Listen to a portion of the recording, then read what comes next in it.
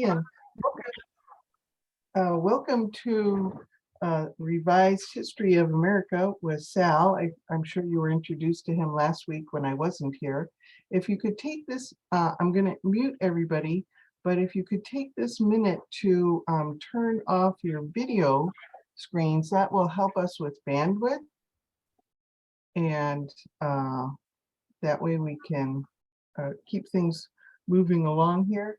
I'm going to recommend that everybody put themselves into speaker view so that you can see Sal with his videos and slides and things.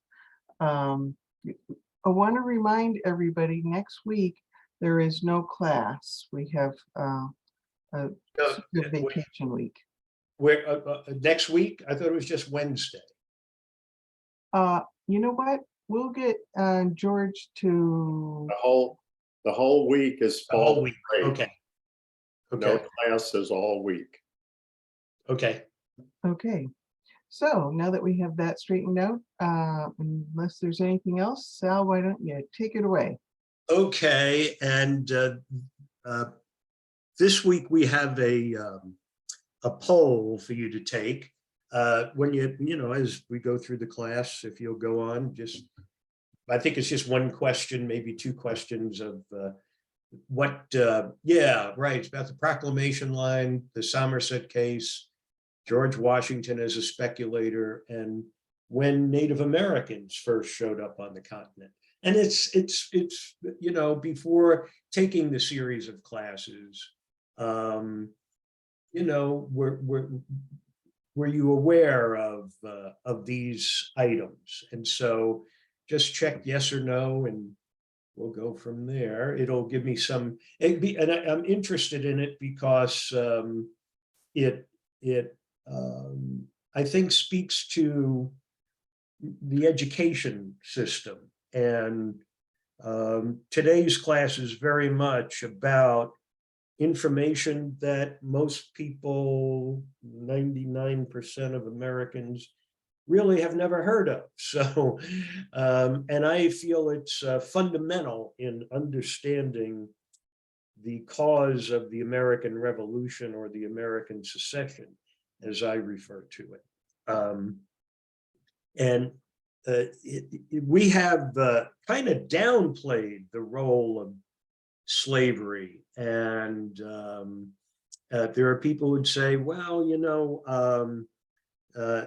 we had slavery, but it wasn't that significant. It didn't have that great of an effect. And same with taking Indian lands. The idea that these were uninhabited lands, and that the settlers were simply walking on a virgin property and claiming it. So it's that's part of the tale. And what we can see happening today are states where outlawing the presentation of any educational material that can cause discomfort, that can make someone feel guilty. So there's, it's important to see that this stuff is deeply rooted. Go ahead, George. Nobody is filling it out. You just check. Well, we do have some results up. Yeah. Oh, but if you can explain to people how they do the poll, how they vote. We've had 28 people have put stuff in already.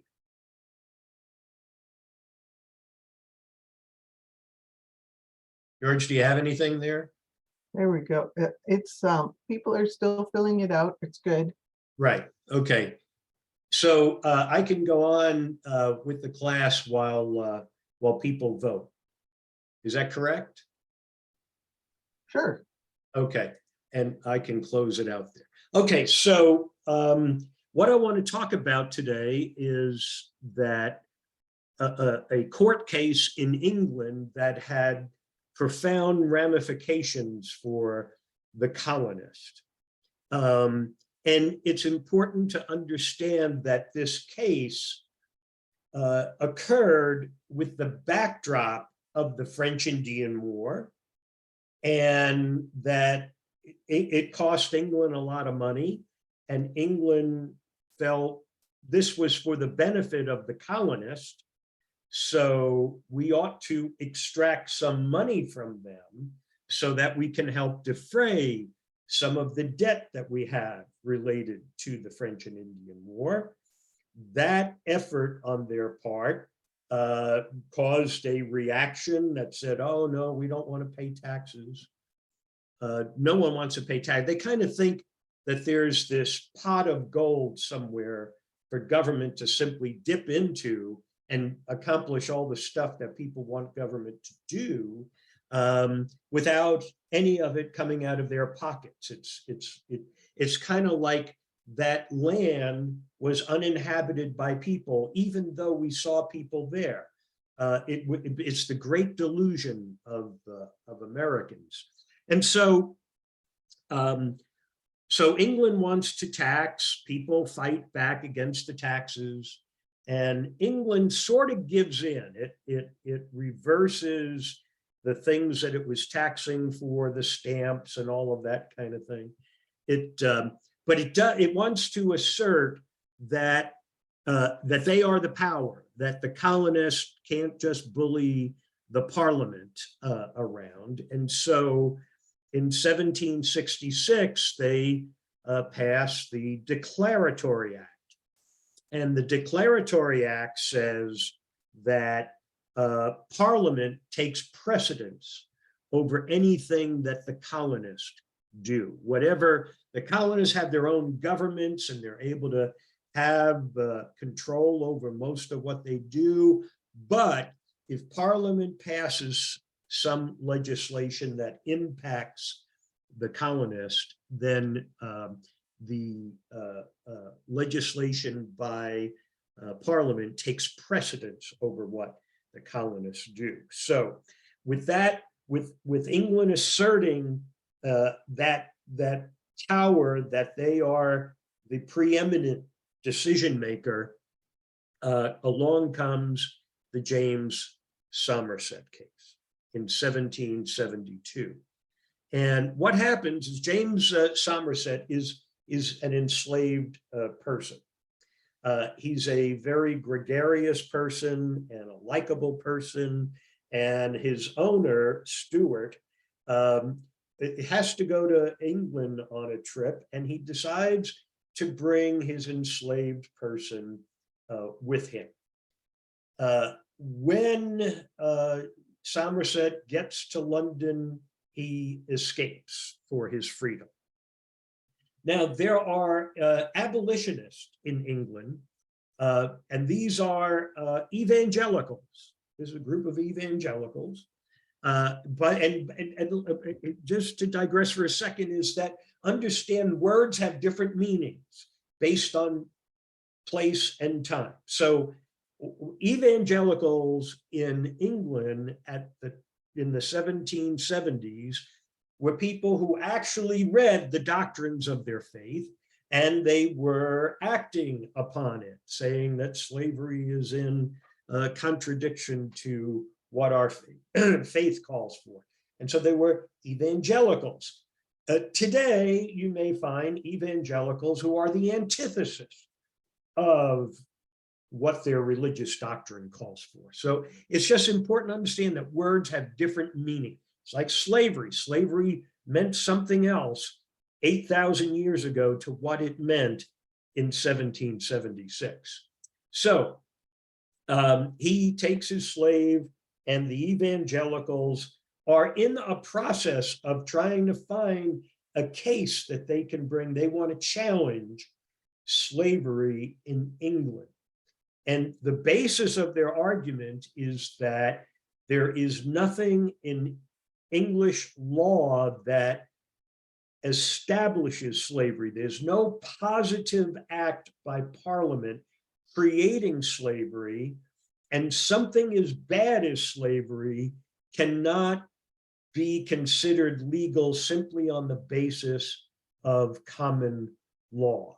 So they're saying it requires positive law, and they are gearing themselves up to bring a case that that will, they can fight the issue. So, and so leading this charge is William Wilberforce. He's a member of Parliament.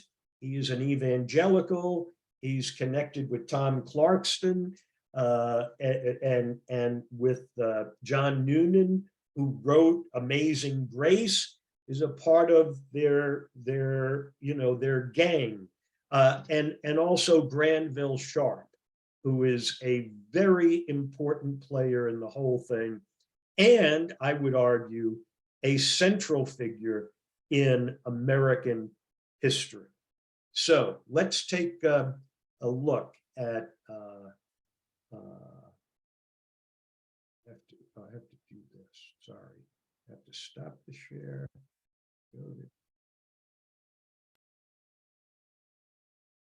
Let's have a look at William Wilberforce.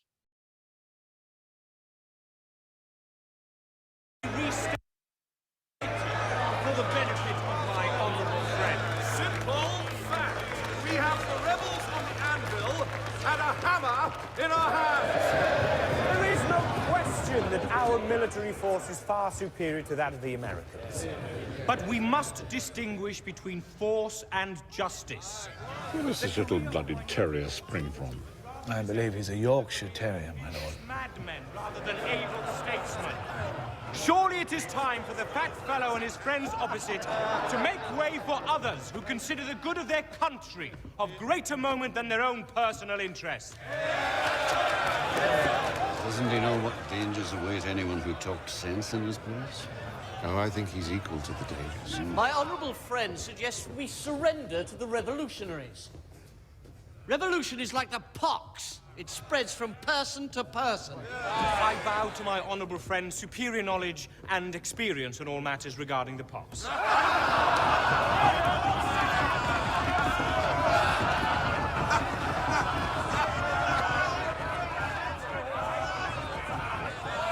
Why would we withdraw from America when half of the Americans are loyal to the crown? Less than 1 in 4 Americans are loyal. If he called that half, I'd hate to be his wife and share half his bed. Mr. Foreign Secretary. Perhaps my honourable and young friend should explain to the House the difference between appeasement and surrender.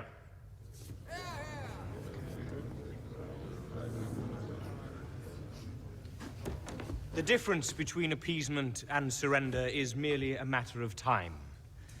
And perhaps 10,000 more young lives wasted for no reason.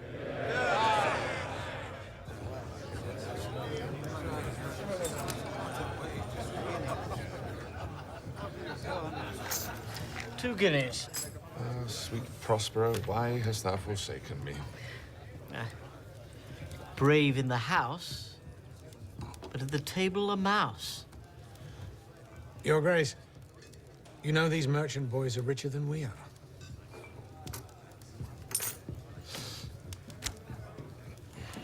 I have 10 guineas left.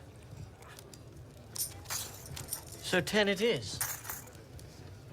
In or out, Wilberforce?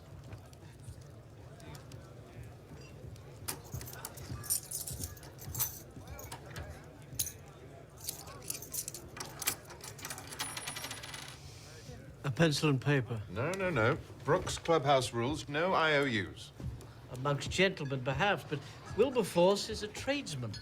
You gamble with what you have with you. Wilberforce, will you take my IOU? We split the pot and call it evens. To hell with that. Payment in kind. There's nothing you have I'd want, Your Grace. Tarleton, fetch my nigger.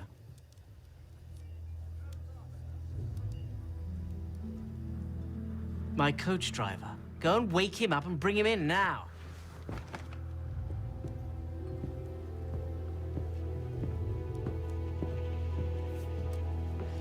I bought a nigger in Port of Spain. He eats better than I do, so he's strong as an ox. He'd fetch at least 25 guineas at the West India dock. The game is over.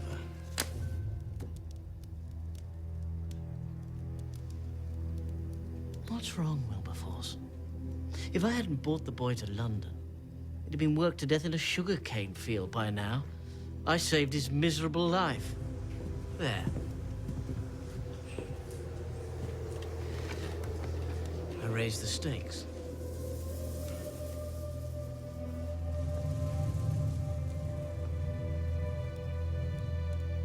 Wilberforce, in the game or out?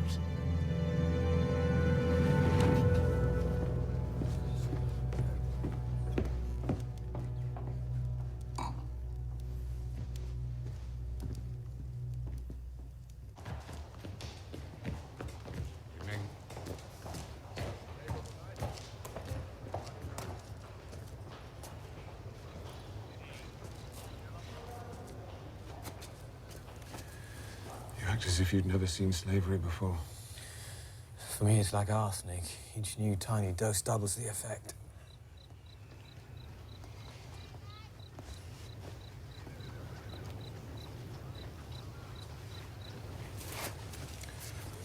You're not afraid of Clarence? Because he's the son of the king? So, you want bloody noses and cracked crowns? Shakespeare, Henry IV. Play about England changing.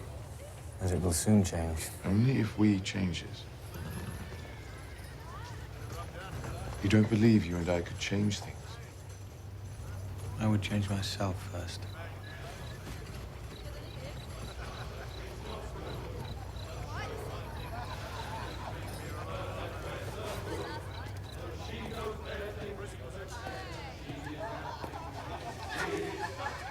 Do you remember Billy at Cambridge? I had a reputation as something of a singer. I do remember. So I think I'm going to go and sing them a song.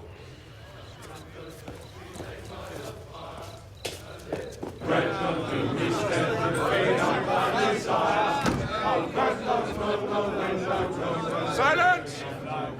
Please stop! Silence! Sound like a chorus of bloody tomcats. Now, let me introduce you to somebody who does it properly. I would like to dedicate this song to my honorable friend, His Grace the Duke of Clarence. It was written by my old preacher. He was captain of a slave ship for 20 years. He repented his sins, and then he wrote this song. Amazing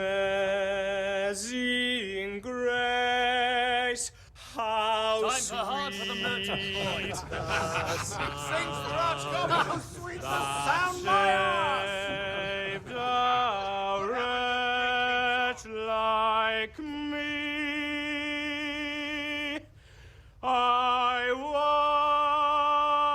once was lost, but now am found. Was blind, but now I see.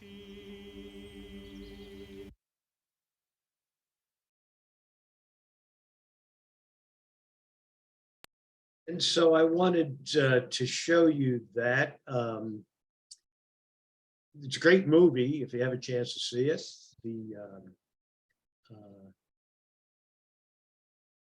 Hold on here. There we are. And so, and the title of the movie is Amazing Grace.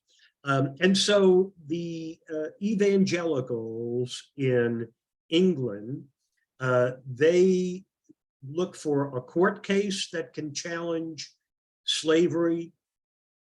And Wilberforce and Tom Clarkston figure ways in which to maneuver Parliament into passing laws that eventually result in the British Navy prohibiting the slaves being transported across the oceans.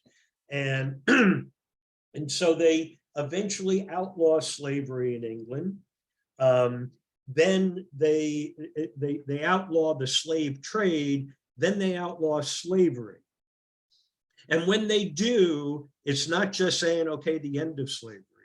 They agree to pay reparations, not as we think of reparations. They paid reparations to the slaveholders, the slave masters, and they just finished paying it off a few years ago. So anyway, that's what happens in England. And so there's this movement that is trying to confront slavery. And Granville Sharp, I was going to show a clip of Granville Sharp. It's kind of a reenactment. And it's not that good, so I'm not going to. Anyway, Granville Sharp is really orchestrating the legal strategy to get a case in court. And eventually they do. Somerset escapes. He is captured. And his slave owner, Charles Stewart, decides that he's going to sell him. He's not going to bring him back to America. He's not going to have the favored position that he had as a slave with Charles Stewart. He's going to be sent to Jamaica and be working in a sugar plantation. So he's captured, he's put on a ship to be brought back.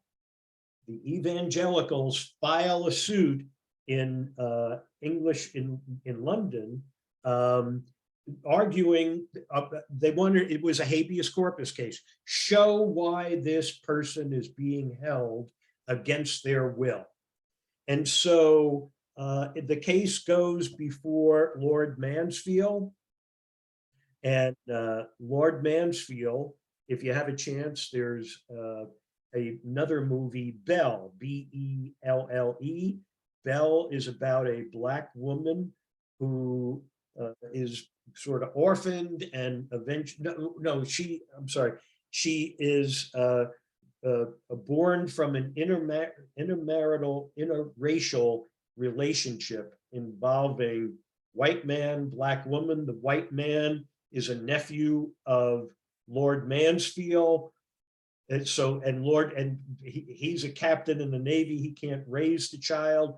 Lord Mansfield winds up raising this Black girl, which changes his viewpoints about Black people. And now he has this case come before him that is challenging slavery, and he is sort of predisposed to acting on it favorably for the plaintiffs, and does. Let's just take a look at what is going on within the empire at this time. Let me get the right one here, share that. The idea that the great glory days of England begin with Elizabeth, you know, there is no successful English colony under the reign of Elizabeth. Great English imperial aggressive victories started happening in the 17th century, really under Cromwell, with the growth of the empire and the conquest of Jamaica. And that's when the English also began to perceive of themselves as part of a superior white race. Oliver Cromwell is a fierce and powerful revolutionary figure. He was a great general and commander of capitalism that transformed the Atlantic, if not the whole world. This mighty vision he had of doing God's work had begun in the fens of England, where the huge hydraulic works of Van Muden in Holland are harnessed to drain the fields. So he played a role in that, and to discommon, or to remove people from their customary lands in order to produce the riches of the alluvial plains of Lincolnshire and the Norfolk Broads. He then transforms that interrelationship, shall we say, of water and land to crossing the Atlantic and to establishing the sugar plantations. He doesn't do this alone, of course. He does it with a class of people.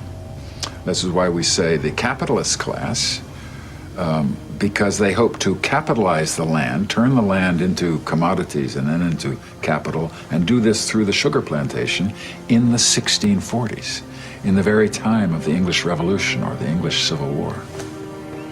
It's an amazing story of conquest, cruelty, and God. So if you look at something like the southern states of America, up until the point of the American Civil War, the greatest amount of wealth in America was the ownership of slaves and slave labor. Now this is enormous. And it's in that process of being able to command the resources of other parts of the world, extract them for your industries and that labor, that you create this massive structural inequality. The British become well off on the basis of the slave system. Liverpool, Bristol grow to kind of extraordinary levels of material and urban well-being because of the slave system. Lloyd's of London, the Bank of England, Barings Bank, Barclays Bank, Lord Harwood at Harwood House, stately homes left, right and centre, are absolutely rooted in this slave system. But it's a slave system that needs a justification. That is the kind of racist element in it. But the real rationale for it is profit. The sort of laundering of slave profits, as opposed to simply the relocation of them in economic enterprises, is, I think, a very important part of the modern development of Britain. For example, I always think of Bristol, the development of Clifton and so on and so forth, absolutely tied to the slave profits from the 18th century, early 19th century slave trade. Slavery as it existed in parts of Europe prior to this period of the Atlantic slave trade was not particularly color-coded. Yes, the slaves in Western Europe might be Slavs, but, you know, they have the same skin color, and you couldn't tell by looking at somebody whether he was a slave or not. But, you know, by the time you get to the West Indies in 1700 or something, you can tell by looking at somebody whether or not he or she is a slave. The ancients, by and large, did not suffer from that form of race identification and slavery based on race, but they had their own version of it, which was that all foreigners, all non-Greeks, all outsiders, in principle, could be enslaved legitimately because they were inferior.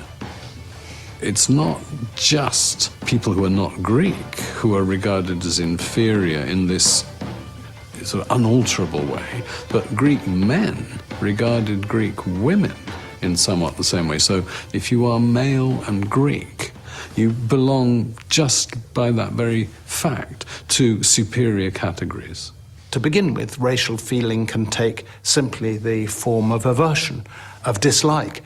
But in the case of New World slavery, what it's doing is taking the form of domination, of exploitation, something much more coherent, something much more purposeful. It's not just a casual prejudice against people who are unlike ourselves. It's a determination to use those people who are unlike ourselves. So it's this that creates the more intense racial feeling that comes out of the widespread adoption of slavery in the plantations in the Americas.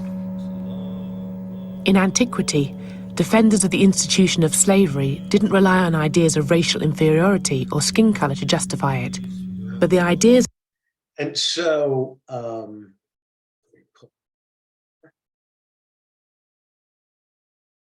let me stop that share.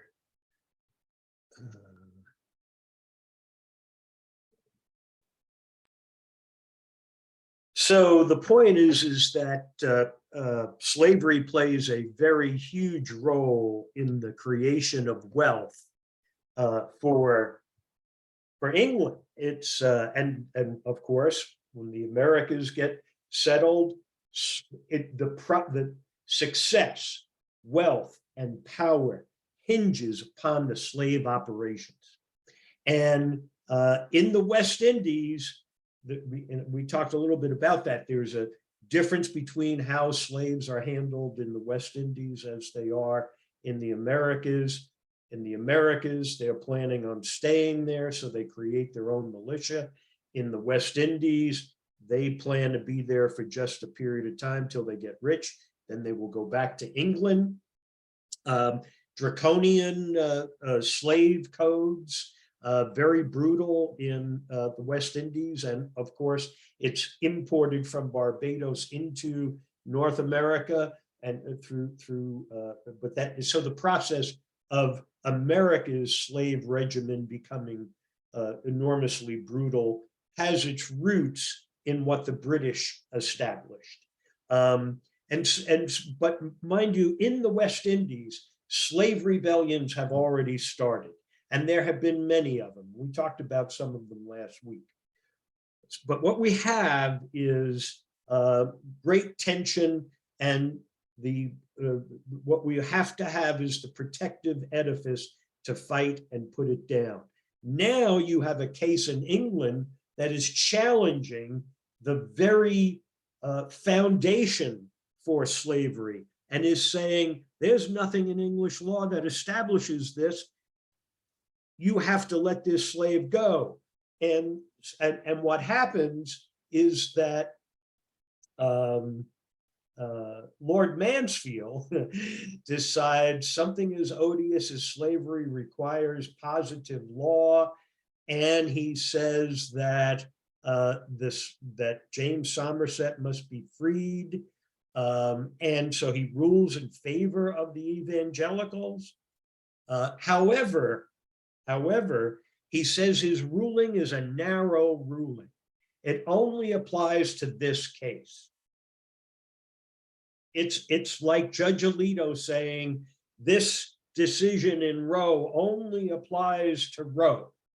That's nonsense. It sets a standard. It sets, you know, a way of analyzing the law. And so this is really rattles the cages of people throughout the colonies. Most of the loyal colonies were the Caribbean islands, including Barbados and Jamaica, loyal to England. And so, but the West Indies ultimately depended on British for investment, credit, and for a protected market. They shipped 90% of their sugar to the mother country. So these West Indies are dependent upon England to purchase the product, but it is also dependent upon slaves to extract that sugar from the ground that can then be sold. It is essential. The 1761 revolt in Jamaica was more exemplary than exceptional because it represented the sum of their fears, occurring 3 decades before the Haitian Revolution. And so what happens with Tacky's revolt is that it sends shockwaves. You know, they're terrified of there being slave rebellions. And mind you, that fear also becomes a tool for those who are leading the American Revolution to galvanize the colonists to fight for independence. Because what they do is they use that fear of slavery to say that England is going to free slaves. England is going to arm slaves. England is going to open a path where they're going to come and they're going to kill you. This Somerset case had important repercussions in Britain's North American colonies. This is by an author of a book about Lord Mansfield, Justice in the Age of Reason. The case was widely noted in colonial newspapers, and its perceived threat to the institution of slavery may have provided a stimulus to the desire of Virginia and the other southern colonies to seek independence. It may have. Are you kidding? This was a dagger in their heart. If you're going to eliminate slaves, we are not going to be able to operate our plantations. And so even Alan Taylor in his books notes that this is a widely known case. And the king agreed, if we lose our sugar islands, it will be impossible to raise money to continue the war. Sugar was of great importance. It made a lot of money for a lot of people, and it all hinged upon the institution of slavery and the brutality required to have those slaves extract that commodity in very difficult circumstances. Stephen Wise is a legal scholar. He authored a book, Though the Heavens May Fall. I sent you a copy of that. In his book, I think is a very good one about the Somerset case. And, this is an interview with him. So it also takes place before what is another backdrop, the antagonism with North American colonists provoked by the French and Indian Wars. First, the proclamation line to prevent more wars, then taxes to pay for the war debts. England backs off, but they passed the Declaratory Act. And so what makes the Declaratory Act so significant is it is saying that decisions made in England take precedence over what is decided by the colonists. They weren't worried about paying a 3% tax. They were worried about losing their slaves that was producing all of their wealth and power. And so this volatile mixture was threatening the money-making enterprises. And so this is certainly more of a lecture class because I have to present really documentation to make my case. Again, looking at it as a prosecutor, now let's look at the documents that are there. And what we had, this book by Blumrosen and Blumrosen, legal scholars from Rutgers University, Slave Nation, How Slavery United the Colonies and Sparked the American Revolution. What happens is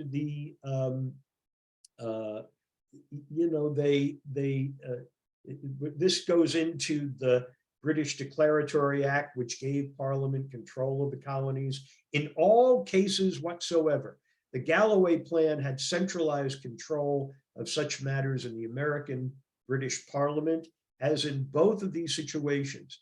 These general affairs included slavery. This possibility appalled John Rutledge of South Carolina. And when they get into the fight with England, they are then going to pass what's going to be a governing document for the fight against England. That is the Articles of Confederation. And when John Rutledge reads that a document that's been created by John Dickinson, the Articles of Confederation, he is apoplectic because it doesn't provide sufficient protection for slaves, for his owning slaves, for his control of his slaves. John Rutledge, one of the founding fathers. And so Rutledge writes John Jay, asking him to come to Philadelphia. If the plan now proposed should be adopted, nothing less than ruin to some colonies will be the consequence of it. And so I dread their low cunning and those leveling principles which men without character and without fortune, mind you, those without character, without fortune are the people who are not slaveholders.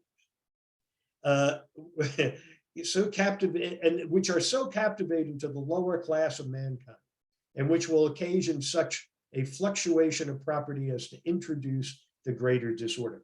If you take away slavery, there will be nothing less than catastrophe. The agreement to protect slavery that was reached at the First Congress in 1774 and maintained in the Declaration of Independence in 1776 was kept in the Articles of Confederation of 1777. Slaves remain property, regardless of the law of the state where a slave might be found. Now, what's important, what I really want to drive home is that the backdrop, the shadow, the ghost of Somerset hangs over all, beginning with the Articles of Confederation. And it will be an obsession.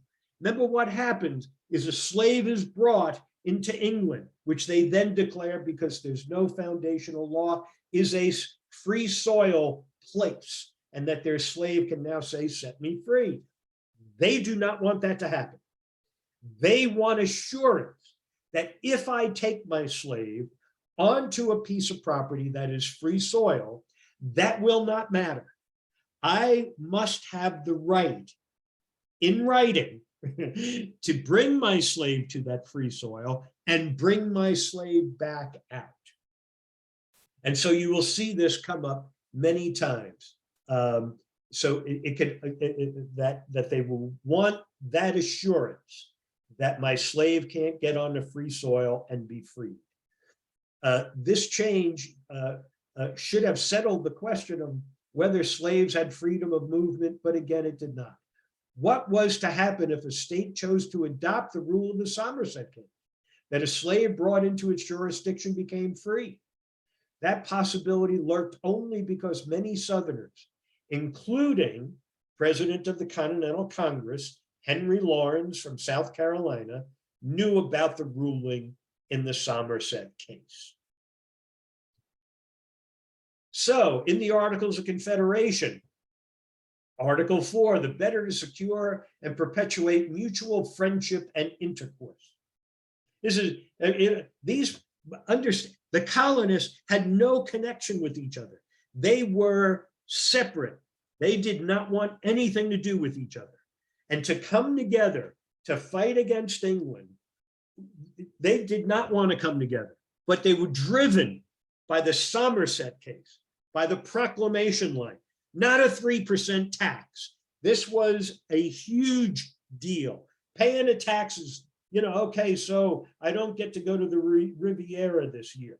That, some ridiculous thing like that. If you take away slavery, you take away the lands we can steal from the Indians. Well, what you're doing is you are saying that we will not be able to survive. You're taking away my income.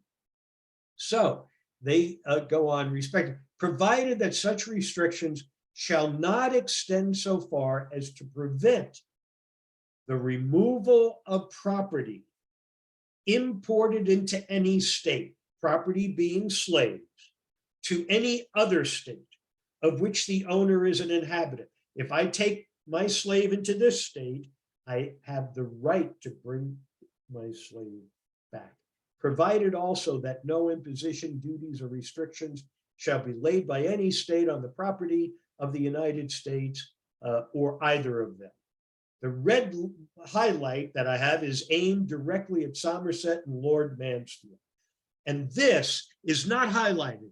I mean, if I go to an American history, if I go to a law school class, they'll skip right over this. They will, there'll be nothing addressing what this was about. The Somerset Clause in the article, any person of or charged, if any person guilty of or charged with treason, felony, or other high misdemeanor in any state shall flee from justice and be found in any of the United States, he shall, upon demand of the governor or executive power of the state from which he fled, be delivered up and removed to the state having jurisdiction of his offense. Charged with treason, felony, or any other high misdemeanor. So if my slave has escaped, that's a felony. You have to return my slave. This is in the Articles of Confederation. They are obsessed with having ownership of their slaves, and they want to make sure that the laws are written accordingly. Now we come to the Constitution. What do we have in the Constitution? Article 4, Section 2, right? This is the James Somerset Clause in the Constitution. No person held to service or labor in one state under the laws thereof, escaping into another, shall in consequence of any law or regulation therein be discharged from such service or labor, but shall be delivered up on claim of the party to whom such service or labor may be due. If Lord Mansfield was a judge in America and the Somerset case came up, this would be the governing law. That's why it's in the Constitution. It's in the and mind you, the Constitution is written, it's an organizational document. It says judiciary, you do this, executive, you do that, legislature, you do this other thing. It's an organizational document. What you have happening here is they're not going to allow the legislature to pass a law that says this, that the executive can then administer, that if there's a dispute, it can go before a court, and the court would then deal with the law that was written by the legislature. They don't want to take that chance. So what they're going to do is they're going to bypass the very system they created, and they're going to say, we are going to close off this issue right now in the Constitution, or we're not signing up to it. We're not going to take a chance that a legislature would pass this kind of law. Understand how it works. You have a system of government with people who have different responsibilities. The Constitution wasn't supposed to be the code of federal regulations. There's supposed to be an organization in place to create the code of federal regulations, the criminal code, the civil code. That's what it's there for. But they would not allow that to happen when it came to having a Somerset protection. Ending slavery did not mean an enlightened England, a racially superior England. The bloodbath of the 20th century represents the culmination of the events in England in the 19th century.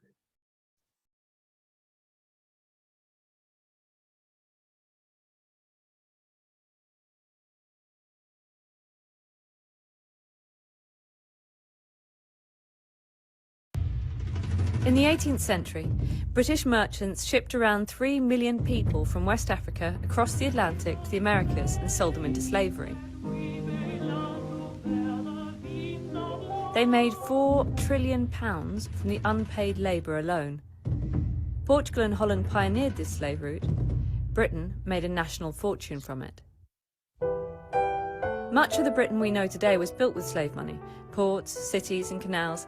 Even the Church of England has admitted making money from the slave business. By the 19th century, a fifth of the British elite had made their fortunes from slavery. Among them, David Cameron's distant cousin, General Sir James Duff. The Liverpool merchants who founded what's now Barclays Bank were slave traders. In 1833, when slavery was abolished, slave owners were paid £20 million in compensation for their loss of property. That's £2 billion today.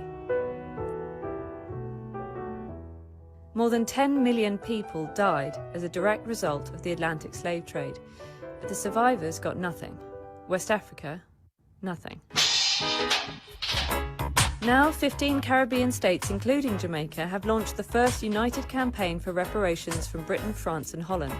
They have suggested compensation equal to the sum offered to slave owners in the 1830s, £2 billion. They also want an apology, don't blush, recognition of the historic atrocity. Well, I think you get the point. So with that, we can open up for discussion now. Oh, wait, I had one more.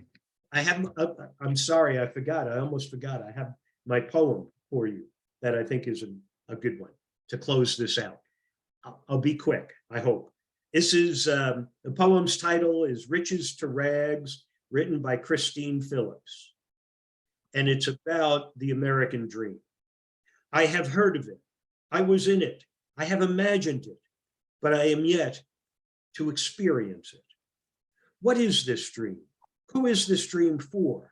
Is it a dream for the wealthy and the powerful, the politicians and the gangs, the cartels and the mafia, drugs and substance abuse? Is it a dream for organized crime, murder, robbery, rape, kidnapping, child molestation, sabotage, and hopeless? What is this dream? Is it a dream for big cars, credit card debts, foreclosed home, and joblessness? Is it a dream for freedom and justice, inequality and racism?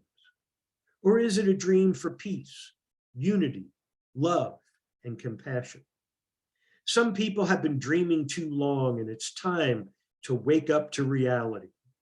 Every day, hundreds of people are killed in the streets of America. Children are murdered in the schools. Businesses are robbed, and illegal schools and colleges are established on a daily basis. Innocent people get hurt every second, and the security system is tainted with bribery and corruption. What is this dream? Rags to riches or riches to rags? Aunt Mary is a successful doctor. She left her beautiful home by the beach. She resigned a good paying job. She leaves her husband and children behind in search for the American dream. But she ended up in a rat-infested brownstone apartment in Lower Manhattan. She works 3 jobs, flipping burger and scrubbing floors to make ends meet. At the end of the month, she can barely pay the rent. She cannot eat a proper meal. She has to pay it back to the American dream. My ink has been dried up for many years. The weather was perhaps too cold for my ink to flow. I have resorted to the computer, but the keys are frozen too. What on earth had gone wrong? I might have been in America too long. My creativity was put on hold because I was too busy trying to achieve my dreamless goals. Every day, thousands of people from across the globe landed on the shores of America. Thousands of people have lost their lives in sunken boats, an extended journey across deserts. Some people have spent months traveling from country to country with the hope of reaching America, only to be subjected to the materialistic dream. A dream that will one day reduce them to nothing, a dream that will make them work night and day, a dream that will cause them earn their bread the hardest way. Somewhere along the road, the real essence of this dream has been destroyed, and new meaning has been added to it. What happened to the ideals of America? Where is the success and upward mobility? Where is the fuller and better life that everyone anticipated? Can we still achieve prosperity and success? Does this dream exist at all? Is it a dream for some, or is it a dream for all? Open your eyes and recapture the American dream. Okay. Wow. Thank you, Sal. That was just amazing. While we're waiting for people to turn on their videos and raise their hands with their questions, I'm going to share the poll results with you.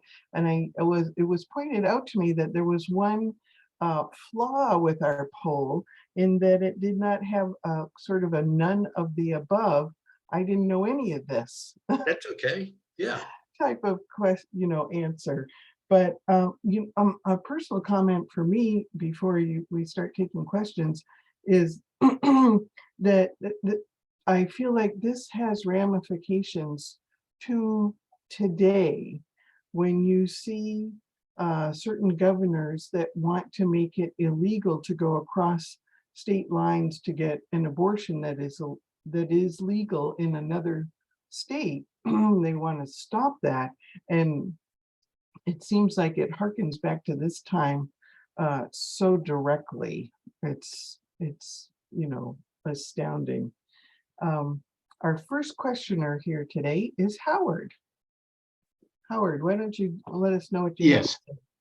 say? Can you hear me? Yeah. Yes. Okay. It's just a sad commentary that many Americans are so weak and so feeble-minded that they are unable to discuss history, the truth of history, because it, quote unquote, makes them feel bad. This just, you know, speaks to me that the Russians and the doublespeak and things have taken over a certain party, and the burning of books and so on. It's really a tragic commentary on certain Americans. Yeah, and you know, I just in my class that I plan to do in winter, one of the points that I want to make is that political parties are merely platforms, and they don't stay stagnant. They're not the same thing. So whatever we might say bad about one today, they held the same ideas at another point in time. It's more of what are the ideas as opposed to, you know, the party. What is it you stand for? Because those things change over time. But yeah, the fact that we can't have an honest education and be able to say, okay, how do we want to be in the future, and to work and plan and strategize for getting there is to me tragic.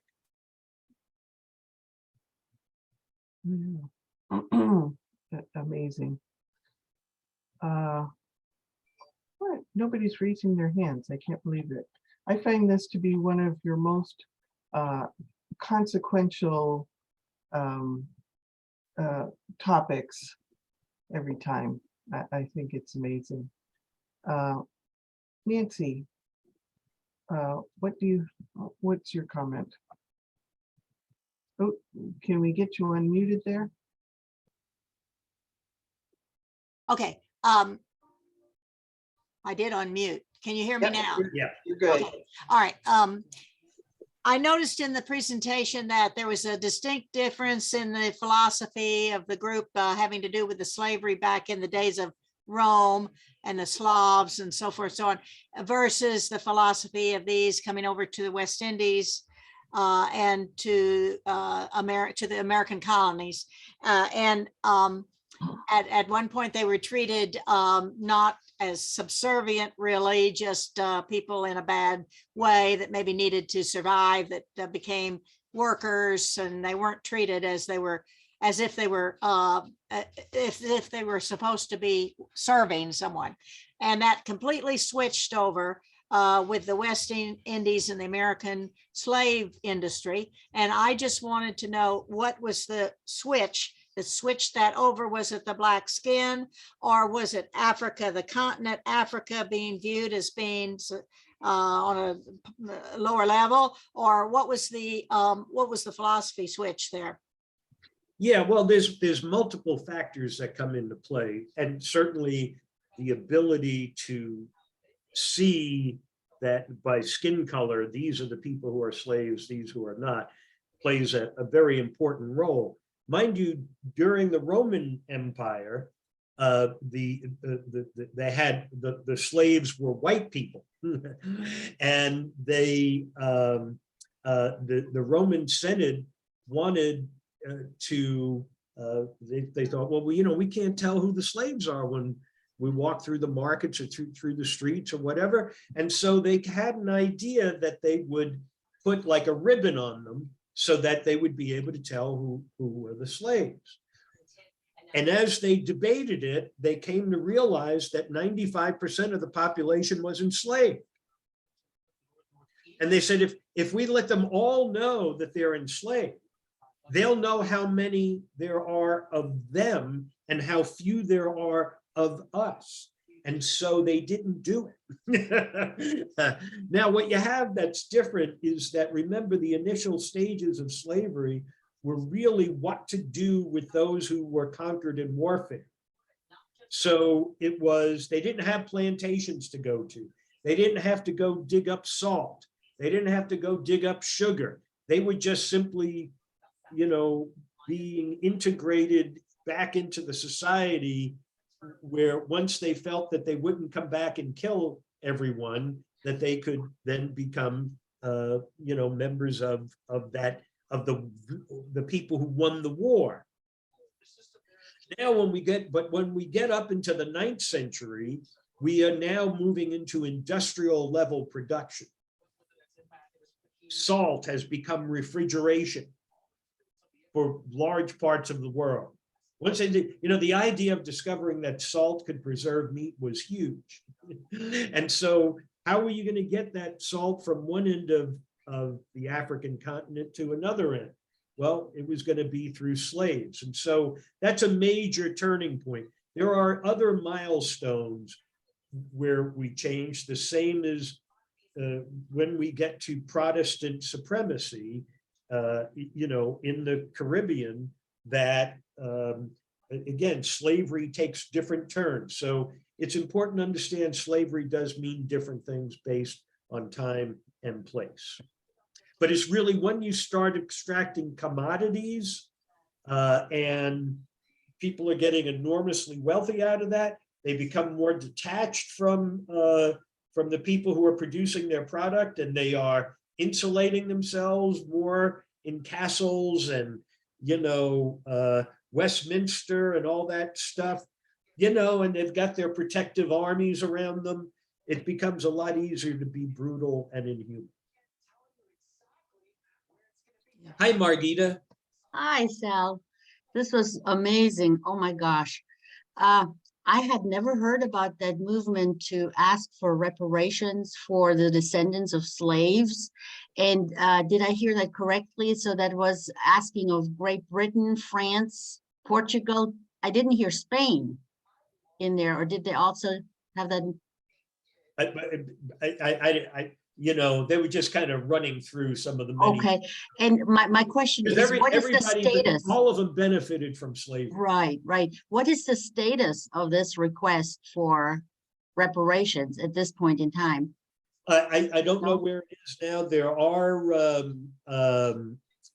are links on the UN site, their website, about reparations and what's happening with that. So. But it hasn't disappeared. It's still underway, but I don't know what the status is right now. And the reparations to the slave owners had been completed when, did you say? It was just, you know, like within the past 20 years, it was. What? Yeah. They paid them a lot of money.